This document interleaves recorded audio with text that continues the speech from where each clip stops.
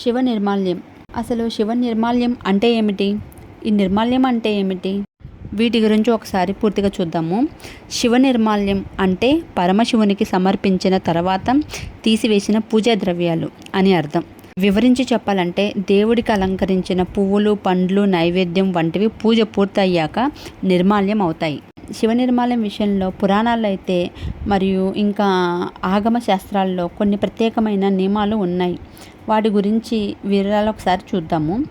పూజలో శివునికి సమర్పించిన బిల్వపత్రాలు, పుష్పాలు, చందనం మరియు నైవేద్యం వంటివన్నీ నిర్మాల్యం కిందకే వస్తాయి. శివపురాణం ప్రకారం శివునిపై అర్పించిన నిర్మాల్యంపై చండీశ్వరుడు అధికారం కలిగి ఉంటాడంట. అందుకే శివలింగంపై ఉన్న ద్రవ్యాలను చండీశ్వరుడి భాగమని పిలుస్తారు.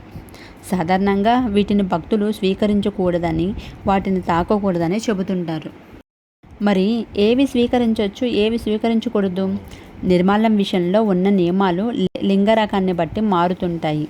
నర్మదా నదిలో లభించే బాణలింగాలు, లోహపు లింగాలు లేదా స్వయంభూ లింగాలపై అర్పించిన ప్రసాదాన్ని మరియు నిర్మాల్యాన్ని భక్తులు నిరభ్యంతరంగా స్వీకరించవచ్చు.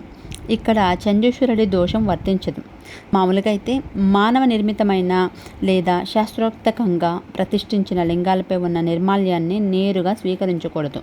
శివలింగానికి అర్పించిన ప్రసాదాన్ని ముందుగా చండీశ్వరుడికి లేదా శాలిగ్రామానికి చూపించి ఆ తర్వాత స్వీకరిస్తే అది మహాప్రసాదంగా మారుతాయి. మరి ఈ నిర్మాల్యాన్ని ఏం చేయాలి?